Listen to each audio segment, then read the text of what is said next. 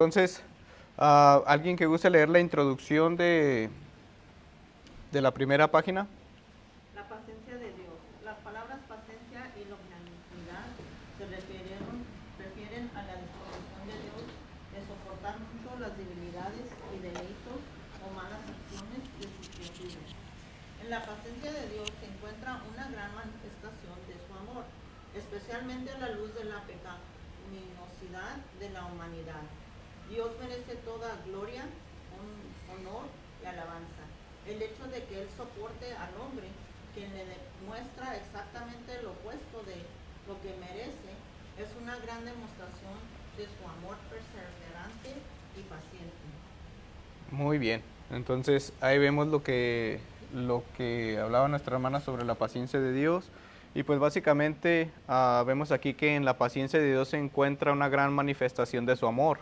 Vemos que especialmente a la luz de la pecaminosidad de la humanidad.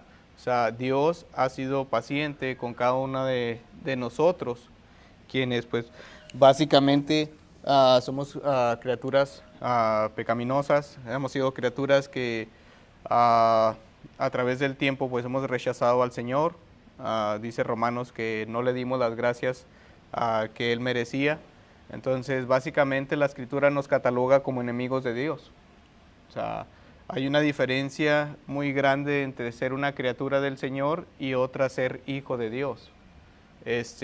Vemos que toda la humanidad pues, son criaturas de Dios. ¿Por qué? Porque somos hechos a la imagen y semejanza de Dios, pero otra cosa muy diferente es pertenecer a la familia de Dios.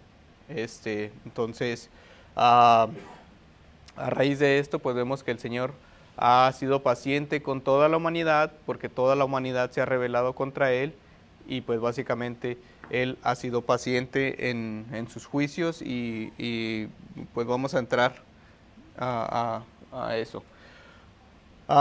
Éxodo capítulo 34, versículo del 6 a 7, nos dice: y pasando Jehová por delante de él, proclamó: Jehová, Jehová fuerte, misericordioso y piadoso, tardo para la ira y grande en misericordia y verdad, que guarda misericordia a millares, que perdona la iniquidad, la rebelión y el pecado, y que de ningún modo tendrá por inocente al malvado, que visita la iniquidad de los padres sobre los hijos y sobre los hijos de los hijos, hasta la tercera y cuarta generación. Entonces, vemos aquí y vemos que nos trata de decir este texto. Pues básicamente que Dios es tardo para la ira. Dice su escritura que Él es tardo para la ira y grande en misericordia. Entonces, pues básicamente nos describe este atributo, pero no solamente este atributo de la paciencia de Dios, sino que este mismo versículo pues básicamente nos citó 5 atributos o características de Dios, y vemos que en primer lugar pues básicamente nos habla de que Jehová es un Dios compasivo. Entonces, lo que significa que se preocupa de verdad por los seres humanos y mantiene hacia ellos una tierna actitud de preocupación y misericordia.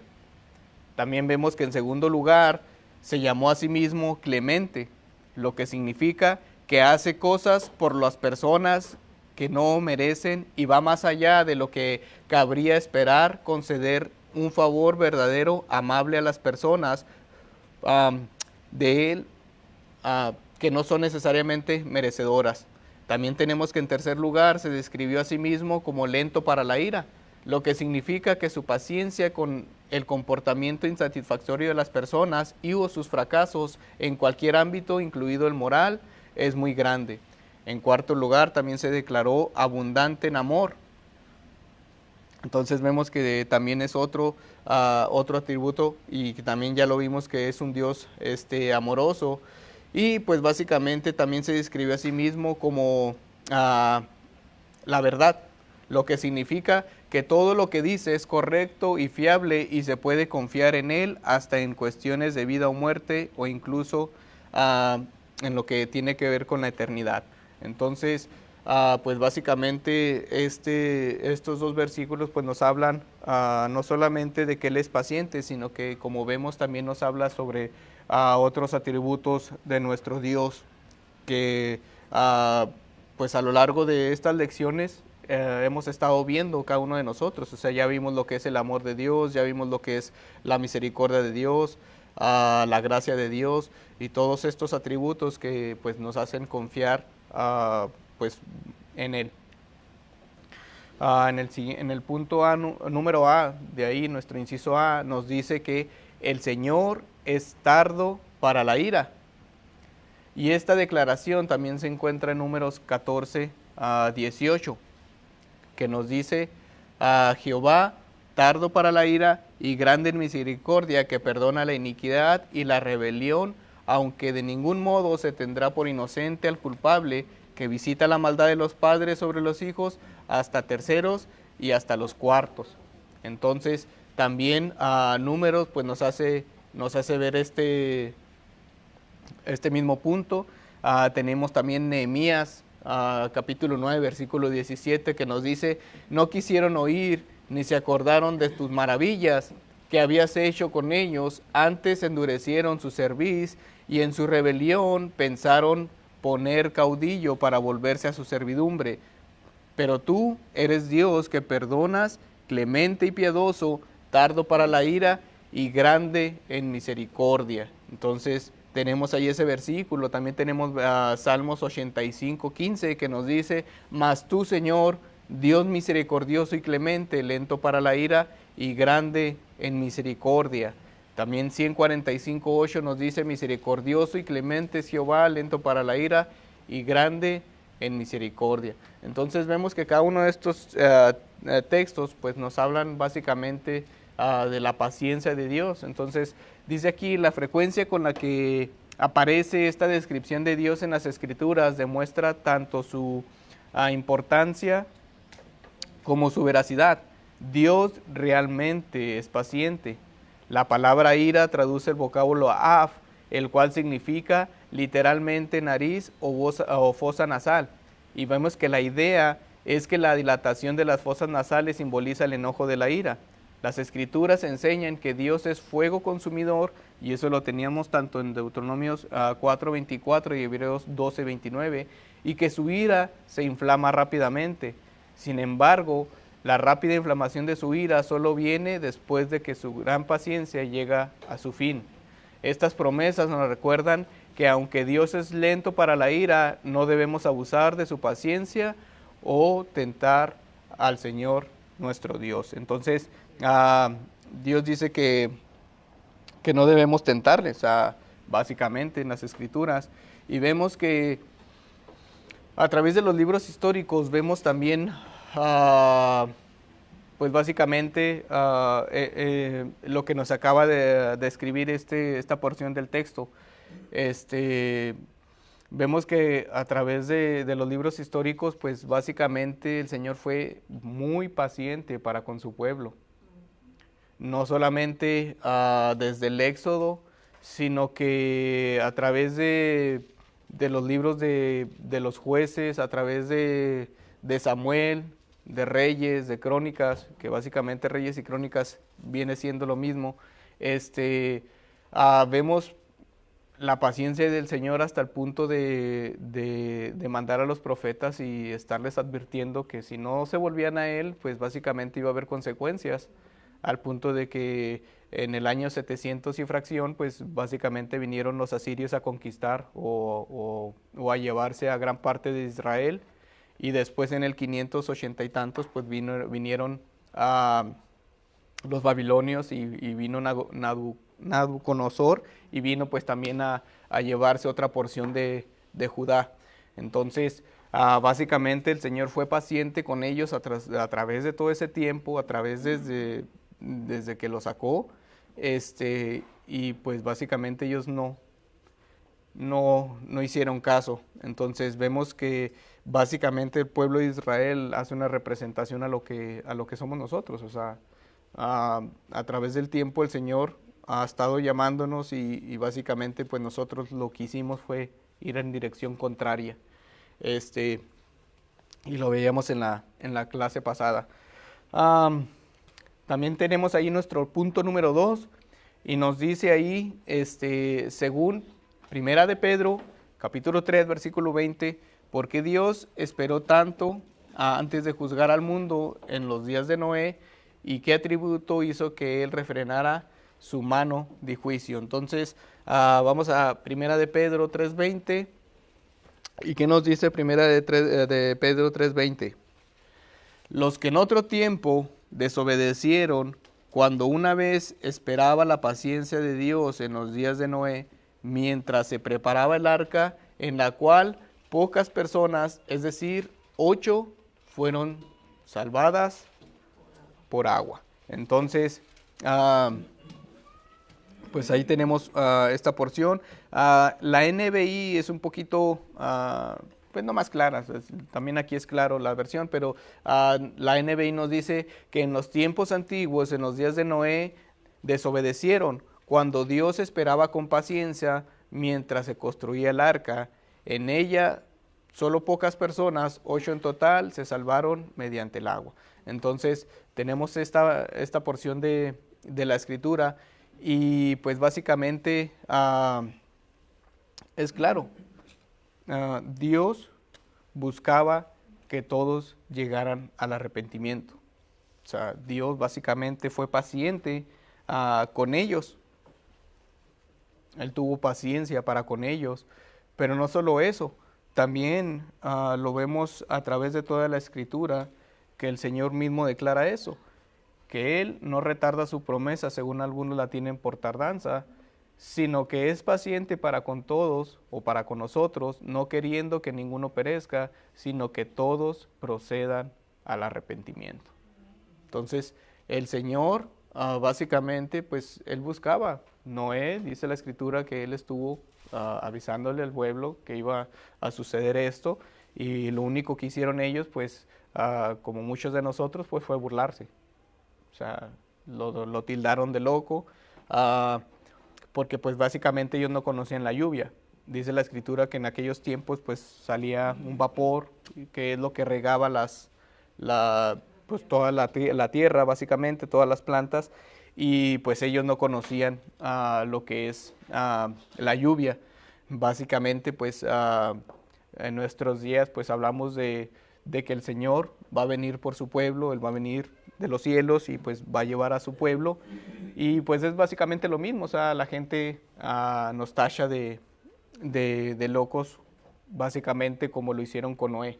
Entonces, pues básicamente tenemos aquí esto, y tenemos ahí también una nota que nos dice que la palabra paciencia traduce el vocablo griego macrotumia, que nos dice, y ahí viene una serie de palabras, y dice que denota longanimidad o resistencia. La palabra de Dios esperaba que la gente se arrepintiera. De hecho, durante 120 años que Noé construyó el arca, Dios soportó con gran paciencia la maldad de los hombres y les dio amplias oportunidades de que se arrepintieran. Entonces, durante 120 años el Señor fue paciente para con aquellas personas. Que le hubiera costado haber mandado el agua y pues desaparece todos y los vuelve a hacer. O sea, ya no le cuesta otra vez decir, sean las criaturas y se forman otra vez los animalitos, y sea otra vez las plantas y salen las plantas otra vez. O sea, no le hubiera costado él nada, sino que en su paciencia, pues, en su soberanía, pues básicamente permitió que Noé construyera esa arca, y permitió que Noé también y su familia pues subieran en ella. Y es como lo que hablábamos la vez pasada, hermanos, referente a la maldad de los hombres. Básicamente Dios es paciente porque Él sabe que nosotros no podemos responder a Él. Hace poco me salió porción de Agustín de Hipona, y él decía que el libre albedrío sin la gracia de Dios en efecto solo sirve para otra cosa más que para pecar. ¿Qué era lo que todos hacíamos? Pecar. Somos entes con libertad, no somos robots, tomamos decisiones, cada uno de nosotros ha tomado buenas y malas decisiones, pero dentro de esto, si el Señor no hubiera tenido gracia, esa gracia salvífica para nosotros, lo único que hacemos es, dentro de lo malo, elegimos lo menos malo, pero seguimos escogiendo lo malo. Y así es con cualquier persona. Siempre tendemos a escoger lo malo. Y como les digo, o sea, a través del tiempo, la misma Escritura nos lo dice. A través del tiempo lo vemos con el pueblo de Israel. Y en efecto, o sea, muchas de las veces decimos nosotros, no, es que a mí me hubiera gustado estar en el tiempo de Jesús y yo lo hubiera defendido. Y no, lo más seguro es que todos nosotros hubiéramos estado ahí gritando, crucifícale, como aquellos que estuvieron ahí. Entonces, muchas de las veces pensamos que somos personas buenas, y como lo he dicho, porque pensamos, más bien, porque nos comparamos con otra persona que, pues sí, es más mala que nosotros, ¿no? Pero si verdaderamente nos comparáramos con Jesús, pues ¿dónde quedaríamos? Él debería ser nuestro estándar.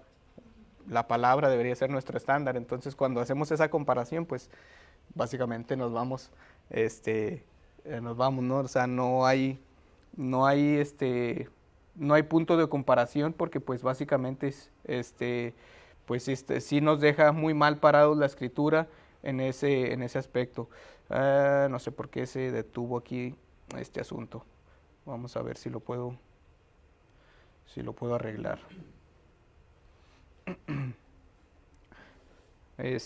Mientras, ahora sí que no sé qué le pasó a esta cosa. A ver, vamos a ver. Porque quería enseñarles otro dibujito. Vamos a ver si se conecta.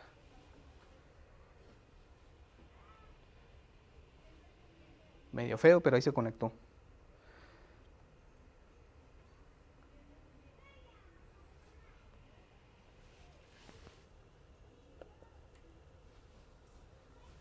Okay. Y es lo que hablábamos la clase pasada. La Escritura nos dice que estamos muertos espiritualmente. Y básicamente, pues, tenemos aquí esta misma porción, ¿no? Y muchas de las veces les comentaba, ¿no? Decíamos, no, es que yo escogí al Señor, yo decidí, yo tomé esa decisión. No, básicamente no. Muchas de las veces, no sé en sus casos, nos hablaron del Evangelio. Y por lo general ninguno de nosotros decidió responder. Hay unos que sí. Pero básicamente esto nos habla de que nosotros estamos básicamente muertos en nuestros delitos y nuestros pecados. Hay una ilustración que decía, no, es que es como si nosotros hablamos el salvavidas y tú tomas la decisión de tomarlo, dejarlo. Pero básicamente las Escrituras nos dice que estábamos muertos en nuestros delitos y pecados. Estábamos muertos espiritualmente, y eso lo tenemos en Génesis 3:27, que nos habla de cuando Eva comió esa fruta y le dio a Adán, y dice que en ese momento hubo una muerte espiritual. Entonces tiene que venir el Señor, y básicamente, como se muestra ahí, esa es la ilustración. El Señor nos saca de ahí. Dice la Escritura que, dice Jesús, que nadie puede venir a Él si el Padre que le envió no lo trajere. Y esa palabra en griego, atraer, no es simplemente más que exactamente ese gancho sacando a esa persona de ahí. Es un acto de fuerza con poder. Entonces, esa ilustración es más que la realidad de cómo el Señor nos sacó de ahí. Las palabras que vienen ahí, sinergismo y monergismo, básicamente sinergismo significa que la persona actúa. Es una persona que él coopera para con el Señor. Y la otra es monergismo, y significa que solamente una persona actúa y en este caso el único que actúa en la salvación es Dios, no hay más. Entonces eso nos hace una ilustración de cómo el Señor nos da vida espiritualmente y nosotros podemos responder a Él. Nosotros respondemos a Él porque Él tuvo gracia y misericordia para cada uno de nosotros. Entonces, básicamente hay veces que pedimos por milagros, por otras cosas, pero básicamente el milagro más grande que ya nos dio el Señor a cada uno de nosotros es habernos sacado de ahí. Si el Señor el día de mañana decide quitarnos la vida por X o Y razón, ya nos ha dado lo más grandioso que es la salvación. Entonces, como les digo, el Señor ha sido paciente con cada uno de nosotros y básicamente como lo leíamos en este versículo, o sea, en 2 de Pedro, o sea, el Señor no quiere que ninguno perezca, sino que todos lleguen al procedimiento del arrepentimiento. Pero lastimosamente, o sea, nuestro pecado no nos deja. Entonces, retomando otra vez la paciencia de Dios, podemos en el punto número 3, que nos dice que la paciencia o la longanimidad de Dios es especialmente manifestada en la amabilidad que Él mostró a la nación de Israel. Un ejemplo poderoso de esta verdad se encuentra en Salmos 78. Salmo 78 del 36 al 42. Y nos dice Salmos, pero lisonjeaban con su boca y con su lengua le mentían, pues sus corazones no eran rectos con él, ni estuvieron firmes en su pacto. Pero él, misericordioso, perdonaba la maldad y no los destruía. Apartó muchas veces su ira y no despertó todo su enojo. Se acordó de que eran carne, sopló que va y no vuelve. ¿Cuántas veces se rebelaron contra él en el desierto? Lo enojaron en el yermo y volvían y tentaban a Dios y provocaban al Santo de Israel. No se acordaron de su mano, del día que los redimió de la angustia. Entonces, pues básicamente tenemos esta porción. Y según los versículos 33 y 37, nos dice cómo respondió la nación de Israel al trato clemente de Dios con ellos. ¿Cómo respondieron ellos? Según el versículo 36 y 37. Lo provocaban, no lo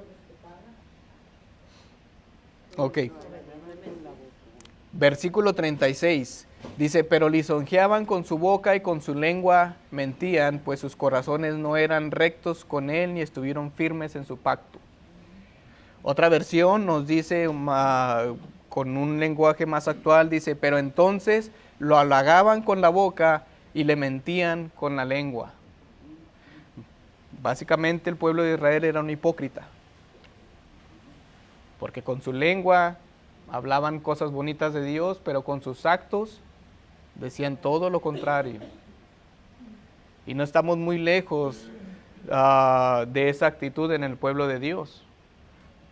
Muchas de las veces hablamos muy bien del Señor y que esto y el otro, pero con nuestros actos negamos la escritura de Dios. Y pues como les digo, no estamos muy lejos de la misma actitud del pueblo de Israel. Hay veces que decimos, pero cómo eran cabezones aquellos en aquel tiempo, pero pues muchas de las veces estamos igual que el pueblo de Israel. Entonces vemos que aunque la teología de Israel era sólida, no sucedía lo mismo con su práctica. En la praxis y en la ortopraxis había ahí algo que no cuadraba. O sea, tenían la teología, tenían buen entendimiento, pero en la práctica pues vemos que no lo hacían. Conocían los hechos de Dios, pero los rechazaban en sus acciones. Su compromiso con el Señor era más de palabra que de confianza. Al pueblo de Dios no le bastaba con aprender a pensar correctamente sobre Él. Necesitaban vivir a la luz de lo que sabían, pero no lo hacían. Suponía que podían engañarlo con sus palabras. Entonces, otra porción de texto que de hecho Vemos ahí también en Salmo 78:36, nos dice que aunque el Señor había sido fiel a Israel, el pueblo no respondió con fidelidad a su pacto, manifestando al corazón de Israel. Esa porción nos habla sobre esto mismo. ¿Alguien puede leer ese Salmo? Salmo 78, versículo 36 al 42, es bastante... Pero le lisonjeaban con su boca y con su lengua le mentían, pues sus corazones no eran rectos con él. De hecho, hasta ahí. Entonces, básicamente, como dice aquí, o sea, ellos conocían esos hechos, pero rechazaban con sus acciones. O sea, era básicamente lo que ellos hacían. Entonces, tenemos ahí una nota, ahí nos dice que este pasaje expone los tres grandes pecados de los israelitas. En primer lugar, sus corazones no fueron rectos para con Dios. Esta palabra traduce el vocablo hebreo kun, el cual significa firme o estable. Fueron inestables en su amor y lealtad a Dios.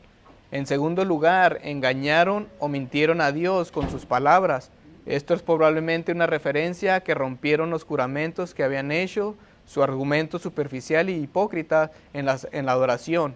En tercer lugar, no fueron fieles al pacto de Dios. El pacto de Dios con Israel era bilateral. Dios permaneció fiel a todas sus promesas, pero Israel fue negligente y desobediente a la ley de Dios. Y es como les digo, o sea, muchas de las veces cantamos en el tiempo de adoración, y que básicamente está mal dicho, ¿no? En el tiempo de adoración, porque básicamente todo el servicio de Dios es un tiempo de adoración, no solamente cuando estamos cantando, pero cuando estamos entonando alabanzas al Señor, pues muchas de las veces estamos ahí, no, que Señor, te amamos y yo te amo y esto y el otro. Pero muchas de las veces tenemos percances con nuestros prójimos, tenemos ahí divisiones, tenemos todas estas cuestiones, y entonces ¿cómo decimos que amamos al Señor pero no amamos a nuestros prójimos, a nuestros hermanos que tenemos aquí a un lado? ¿Sí me explico? Porque como veíamos la vez pasada, cuando veíamos el atributo de amor de Dios, y en uno de ellos nos describía en Juan, que si no amamos a nuestro prójimo, que lo vemos, ¿cómo podemos amar a Dios? Que no lo vemos. Entonces, muchas de las veces actuamos con esta misma acción, con hipocresía, porque básicamente es eso, es hipocresía. Y ninguno de nosotros estamos exentos de caer en esto. Entonces, como les digo, o sea, necesitamos pedirle perdón primeramente a Dios, porque, como dice David, o sea, pequé contra ti, o sea, el primer ofendido fuiste tú. Pedir perdón al Señor y pues básicamente arrepentirnos. Y como vuelvo a lo mismo, la acción de arrepentirse básicamente es tener un cambio. O sea, no solamente decir estoy arrepentido, pero pues sigo igual, ¿no? Sino que tiene que haber un cambio en nuestros actos. Entonces, pues examinémonos y pues básicamente veamos que no estemos cayendo en los mismos actos que el pueblo de Israel. El inciso B, versículos del 40 al 42, dice: ¿cuántas veces se rebelaron contra él en el desierto? Lo enojaron en el yermo y volvían y tentaban a Dios y provocaban al Santo de Israel. No se acordaron de su mano el día que los redimió de la angustia. Entonces, ¿qué más hicieron estos israelitas ahí? Pues básicamente se rebelaron. También vemos que enojaron a Dios, y no solamente lo hicieron enojar, sino que también tentaban a Dios. Y no solamente eso, lo provocaban también, y no solamente conformes con eso, dice que olvidaron a Dios. 5 aspectos que el pueblo de Israel hizo, y solamente en estos 3 versículos describen todos estos aspectos en contra del pueblo de Israel. Entonces, básicamente vemos que el versículo 40 repitió repitió a menudo en el desierto pues estos 5 puntos. O sea, no solamente a través de la historia de los libros históricos de Samuel y para adelante, sino que también en el desierto dice que hicieron esto mismo con el Señor. Entonces vemos que Israel se comportó como un niño incorregible que no se doblegaba a la disciplina. Porque el Señor, desde que los sacó de Egipto y que ellos empezaron a murmurar, no solamente contra Moisés y Aarón, sino que también murmuraron contra Dios, pues vemos que el Señor los castigó con 40 años. Les dijo que ellos no iban a ver, o sea, esa generación no iba a entrar a esa tierra que el Señor les había dado. Y aún sin embargo de que el Señor los castigó, como dice aquí el comentario, pues vemos que ellos básicamente se comportaron como niños, como unos niños malcriados. Entonces vemos que en el versículo 41, en lugar de confiar en el Señor, lo pusieron a prueba con su arrogancia e ingratitud. Y en efecto, Israel declaró repetidamente su independencia del Señor. Al ponerlo a prueba, lo molestaron profundamente. Entonces, en el versículo 42 y 43, pues también vemos que aunque el Señor se acordó de la debilidad de Israel, Israel no recordó del poder del Señor. Su incredulidad les impidió ver delante de sus ojos, incluso olvidaron su poderosa liberación del Éxodo. Entonces, pues básicamente vemos también esto, ¿no? O sea, es increíble cómo ellos veían pues estos milagros continuamente. O sea, de hecho, cuando iban a la guerra, pues el Señor siempre demostraba el poder. Lo vemos en el caso de Josué, cuando derribaron aquellas murallas. O sea, básicamente con los tambores y con aquellos gritos, pues dice que cayeron aquellas murallas. En el caso de los jueces, pues en el caso de Sansón vemos también cómo el Señor se manifestó en la vida de Sansón, en la vida de los jueces de Gedeón. O sea, esas victorias que le dio Gedeón con 300 personas fueron y desbarataron todo un ejército.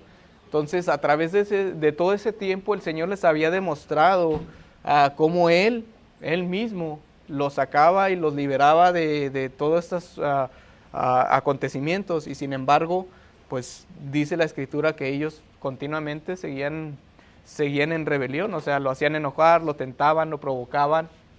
El Señor les decía, vayan a X lugar, y ellos hacían lo contrario. Ellos hacían todo al revés. Entonces tenemos una nota ahí, nos dice 5 pecados más son añadidos a la cuenta de Israel. Dice, en primer lugar, se rebelaron contra Dios. Esta palabra traduce el vocablo hebreo mará, el cual también significa ser contencioso. En segundo lugar, pues nos dice que enojaron a Dios, y esta palabra traduce el vocablo atzab, el cual significa causar dolor o herir. En tercer lugar, lo tentaban, o sea, tentaban a Dios, y esta palabra traduce el vocablo hebreo nazar, el cual es la misma palabra usada en Deuteronomio 6:16, que dice, no tentarás a vuestro Dios Jehová. En cuarto lugar, lo provocaron, y provocaron a Dios. La palabra traduce el vocablo hebreo tabá, el cual también significa herir. Y en quinto lugar, dice que se olvidaron de Dios, siguieron a los ídolos e hicieron lo que les pareció bien ante sus propios ojos. Entonces estos pecados, junto con aquellos mencionados en los versículos 36 y 37, resumen la apostasía de Israel contra Dios.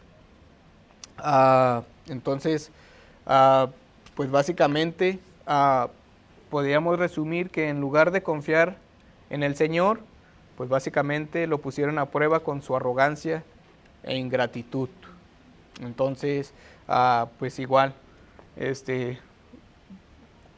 no busquemos ser igual que el pueblo de Israel. Versículos 38 y 39, y así, pues, si todavía no estaba mal parado el pueblo de Israel, pues aquí van otros 2 versículos. Pero el misericordioso perdonaba la maldad y no los destruía, y apartó muchas veces su ira, y no despertó todo su enojo, se acordaba de que eran carne. Entonces, ¿cómo respondió el Señor ante aquellos pasajes o ante la actitud de Israel? Pues básicamente nos dice que el Señor fue misericordioso con ellos. Pero no solamente es eso, sino que el Señor también se compadece de la debilidad humana. Como les comentaba la vez pasada, pues el Señor se acuerda que somos polvo. Y es lo que somos. Somos polvo. Y lastimosamente somos un polvo bastante arrogante. O sea, nos creemos. O sea, nos sentimos la última maravilla del mundo. Y en efecto, sí, somos la cúspide de la creación de Dios. Pero eso no quita de que somos polvo. Y que un día vamos a regresar a ser lo que fuimos, polvo. Nos vamos a convertir en polvo. Pero se nos olvida que básicamente, si no es por la misericordia y la gracia del Señor, estuviéramos en una posición bastante deprimente, en una posición en la que se encuentra la mayoría o la mayor parte del mundo. Entonces, pensemos también en eso. Entonces vemos que con todo, aunque Israel fue infiel, el Señor fue misericordioso con ellos, respondiendo a la nación pecadora en términos de su carácter, tal como se lo reveló a Moisés en Éxodo. El Señor fue compasivo y perdonador. Muchas veces el Señor apartó su ira de ellos, eligiendo actuar con misericordia, porque su gracia era mayor que su pecado. También vemos que el Señor se acordó de que Israel hacía lo típico de los humanos frágiles y débiles, aunque eran inestables como la brisa y propensos a alejarse de Dios. El Señor se compadecía de su debilidad humana. Y vemos que también tenemos una nota ahí que nos dice: la respuesta de Dios a la rebelión de Israel se resume en lo siguiente. En primer lugar, fue compasivo para con ellos. En segundo lugar, perdonó sus iniquidades. Y en tercer lugar, contuvo su ira. Y en cuarto lugar, se apiadó de ellos, recordando que solo eran hombres caídos. Entonces, tenemos ahí, inciso D, describa con sus propias palabras qué nos enseña la respuesta de Dios acerca de su paciencia o longanimidad. Entonces, conforme a lo que vimos, ¿cómo describirían ustedes o qué nos enseñan estos versículos acerca de la paciencia de Dios? Conforme a lo que vieron, ¿qué fue lo que vieron de la paciencia de Dios?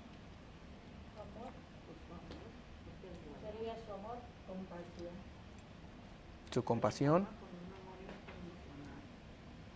Y entonces, ¿cómo deberíamos, ahora que sabemos que el Señor es paciente, que a pesar de que le hemos fallado continuamente y que el Señor ha tenido paciencia, así como nosotros a veces tenemos paciencia, bueno, a veces tenemos paciencia, y ahí vemos lo malo que somos. ¿Cuántas veces nuestros niños no actuaron de una manera que no hagas esto, y ahí van y lo hacen? No, que no lo hagas, y ahí van y lo vuelven otra vez a hacer. Así como nosotros somos pacientes para con nuestros niños, el Señor ha sido paciente para cada uno de con nosotros. Entonces, ¿cuál debería ser nuestra actitud ante esa verdad?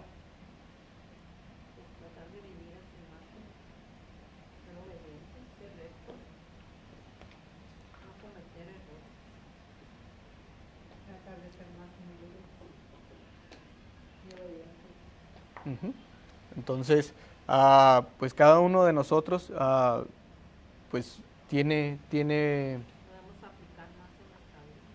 sí, cada uno de nosotros tiene un punto de vista y es válido. Debemos de mostrarle una gratitud al Señor, porque Él ha mantenido su promesa, primero que nada. El Señor, pues básicamente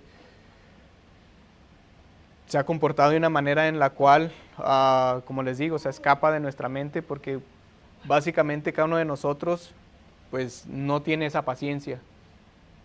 Y es lo que deberíamos de buscar nosotros, tener una paciencia que refleje el carácter de Él. Entonces, vamos a entrar al siguiente punto, el número 4. ¿Cuál es la motivación que está detrás de la paciencia de Dios, incluso para con la más grande de los pecadores o el más grande de los pecadores?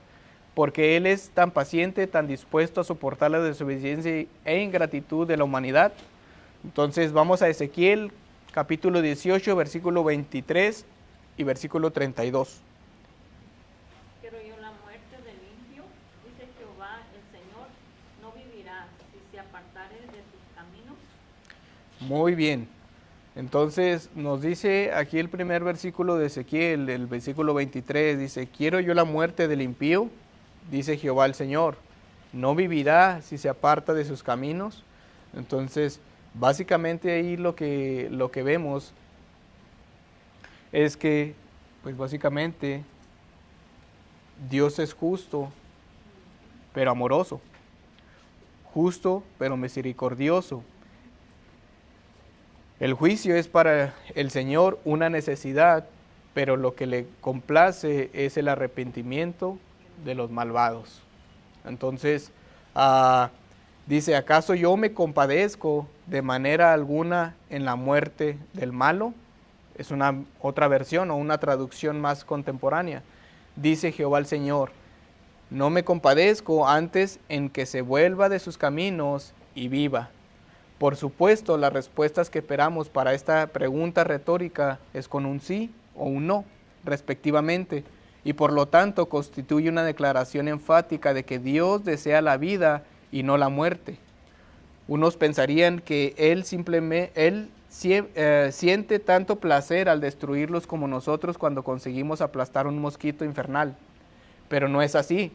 Dios debe castigar y castiga a los impíos en base a su justicia cósmica absoluta. La integridad moral de su universo no puede verse quebrantada en última instancia por la presencia de pecado deliberado, del que no haya habido arrepentimiento y que tampoco haya sido castigado. Pero para Todopoderoso no supone ningún placer el ejercicio de la justicia impunitiva. Lo que realmente agrada a Dios es ese momento de arrepentimiento y cambio genuino de un pecador. Entonces, y lo vemos en la parábola del hijo pródigo. Sí. Nos dice la Escritura que el cielo se llena de fiesta por solamente una persona, por un pecador que se ha arrepentido. Entonces, vemos que el Señor pues no se complace en la muerte de las personas, pero básicamente Él mismo pues tiene que ejercer justicia para con las personas. Tenemos también el versículo 32, dice, porque no quiero la muerte del que muere, dice Jehová el Señor, convertíos pues y vivirás. Una versión diferente nos dice, pues yo no me complazco en la muerte de nadie, declara Dios el Señor, arrepentíos y vivid. Entonces, pues ¿qué vemos aquí básicamente? ¿Qué significa arrepentirse?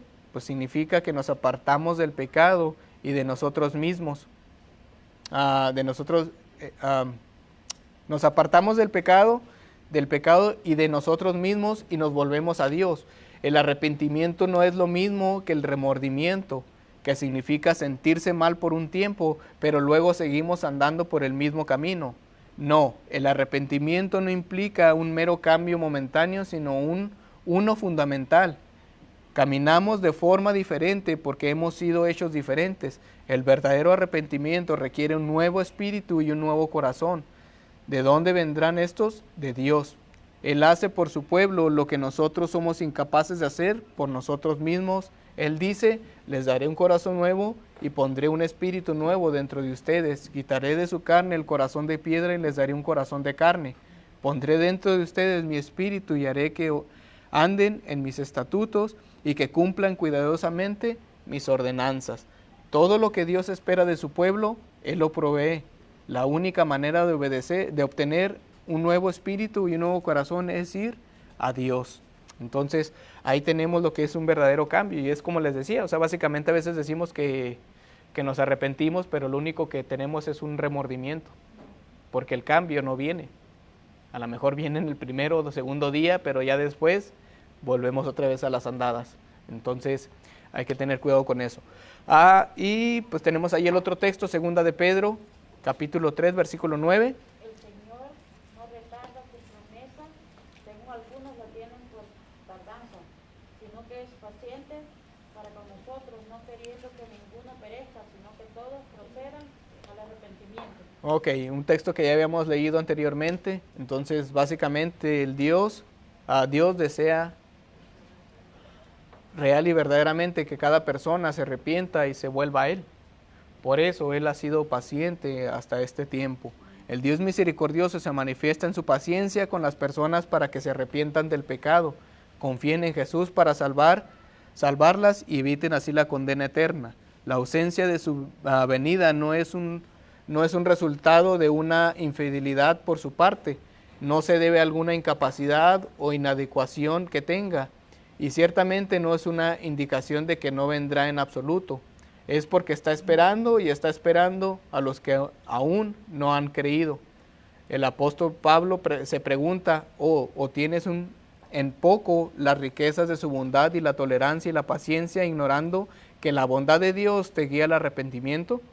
Debemos suplicar a los incrédulos que no presuman de su bondad, sino que sepan que están siendo pacientes porque los ama y desea que se arrepientan y confíen en Jesús hoy.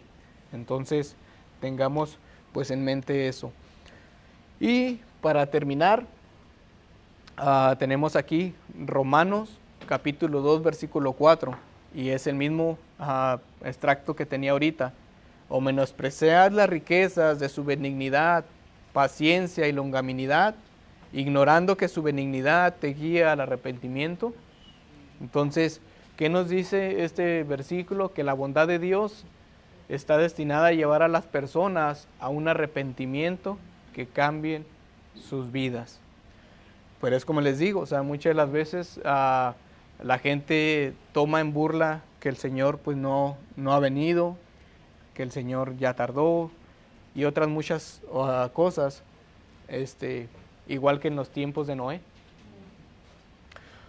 Sin embargo, muchos presumen de ella sin arrepentirse y nunca creen que Dios simplemente dirá en último día, oh bueno, no pasa. Otros basan su seguridad en alguna experiencia emocional en el pasado o en algún ritual religioso, pero nunca han sido hechos una nueva criatura en Cristo Jesús. Pablo no quiere que demos por sentado la gracia de Dios porque Él quiere que la gente sea salva. En su bondad, el Señor no hace conscientes de nuestros pecados nuestra responsabilidad. Nuestras responsabilidades es volvernos a Él en arrepentimiento y fe. No asuma la bondad de Dios, sino que reciba su gracia transformadora a través del arrepentimiento genuino. Calvino al menos habla de este texto y dice, porque los hipócritas gustosamente se envanecen de su prosperidad cuando todo les sucede como desean, creyendo que sus virtudes y beneficios se hacen acreedores a sentir la bondad y libertad del Señor, endureciéndose constantemente y despreciando y desdeñando a Dios. Y por eso el apóstol se opone a su arrogancia, alegando un motivo totalmente contrario, fundado en su argumentación y demostrando que no deben creer que su prosperidad exterior prueba que Dios les ha sido favorable, puesto que Él se la concede con un fin completamente diferente, a saber, para incitar a los pecadores a su conversión. Entonces, pues básicamente lo que nos hace ver este texto, pues es que muchas de las veces, como dice aquí, menospreciamos las bondades del Señor. Menospreciamos la paciencia del Señor, porque muchas de las veces pensamos que porque estamos prósperos es que el Señor nos está bendiciendo. Y muchas de las veces tomamos, ¿cómo se dice?, la impertinencia de alejarnos del Señor. ¿Por qué es lo que pasa? Mayormente cuando la gente está próspera, cuando la gente le va bien, cuando no tiene problemas, es cuando se olvida del Señor. Pero cuando el Señor, como dice aquí, cuando llegado el tiempo, el Señor trae disciplina, entonces cuando otra vez vuelven a correr con el Señor. Y muchas de las veces, Señor, ¿por qué me castiga, Señor? ¿Por qué si esto y el otro? Entonces, como dice aquí, no menospreciemos las riquezas de las bondades del Señor ni su paciencia, sino que veamos que la bondad del Señor pues nos guía al arrepentimiento. Entonces, como nota final que tenemos aquí, se dice que de Dios, que es rico en 3 cosas: benignidad, palabra que traduce el vocablo hebreo a Christotes, el cual denota también benevolencia, amabilidad y caballerosidad; paciencia, palabra que traduce el vocablo hebreo enojé, el cual denota poder para contenerse, resistencia y disposición para esperar; y longanimidad, la cual traduce el vocablo hebreo macrotumia, el cual denota paciencia y resistencia. Todas estas cualidades deberían derretir el corazón endurecido del pecador y llevarlo al arrepentimiento. Entonces, pues esto es todo por parte de este atributo de la paciencia del Señor. Y recordemos que el Señor ha sido paciente hasta el día de hoy. Demos gracias que el Señor todavía ha sido paciente, y pues todavía hay esperanza para aquellas personas que no se han arrepentido aún, para nuestros familiares, para aquellas personas a las cuales tenemos aprecio, pues todavía hay tiempo para ellos. Debemos desear la venida del Señor, pero también debemos desear que el Señor sea paciente para que todas aquellas personas lleguen al arrepentimiento. Entonces, pues gracias, es todo por el momento, y pues quedan algunos minutitos para un cafecito, y pues a las 10:45 pues nos vamos al santuario. Gracias.